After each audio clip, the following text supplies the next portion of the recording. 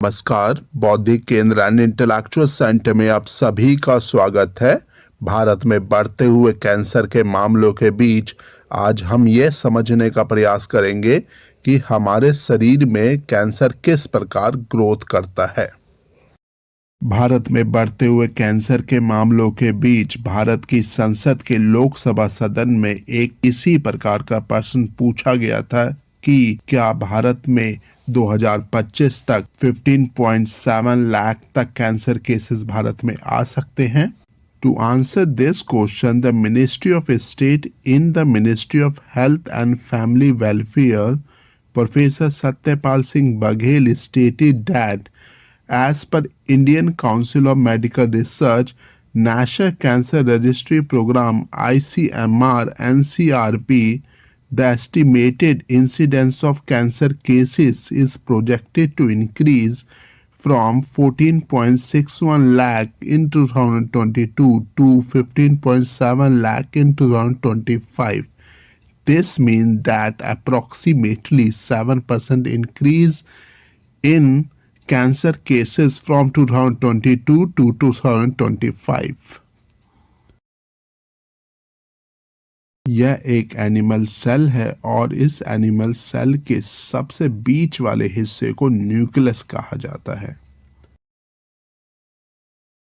देखते हैं कि कैसे एक नॉर्मल सेल मलिग्नेंट कैंसर का रूप ले लेता है। हमें मालूम है किसी भी सेल के न्यूक्लियस के अंदर डीएनए होता है। अगर उस डीएनए में थोड़ा सा भी बदलाव हो जाए तो वो डीएनए वाला सेल रैपिड ग्रोथ करके कैंसरस सेल में तब्दील हो सकता है। भारत के अंदर लगातार कैंसर के मामलों में वृद्धि देखी जा रही है। उसके निम्नलिखित कारण हो सकते हैं: lifestyle changes, tobacco use, inadequate physical activity and pollution. ये डबल हेलिकल स्ट्रक्चर डीएनए कहलाता है।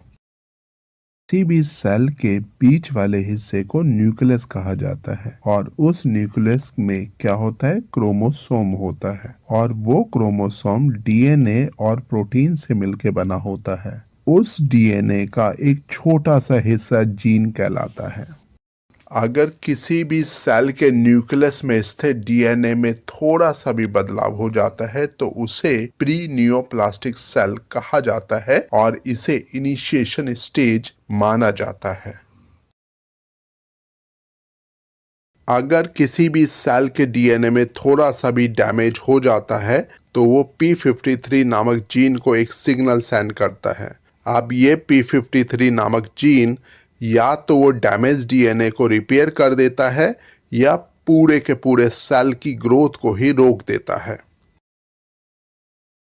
अगर p53 नामक जीन डैमेज डीएनए को रिपेयर नहीं कर पाता है तो वो सेल अनियंत्रित तरीके से वृद्धि या ग्रोथ कर सकता है बाय सर्टेन कार्सिनोजेंस।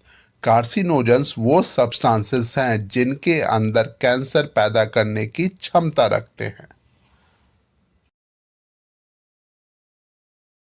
अब हम यह देखने का प्रयास करेंगे कि कैसे एक नॉर्मल सेल कैंसर सेल में कन्वर्ट हो सकता है। ड्यूरिंग द इनिशिएशन स्टेज अगर कोई सेल एक्सरे, रेडिएशन के एक्सपोजर में या किसी कार्सिनोजेंस गैस के संपर्क में आता है तो हो सकता है कि उस सेल के डीएनए में बदलाव आ जाए और यह बदलाव वाला डीएनए सेल एक प्री नियोप्लास्टिक सेल कहलाता है।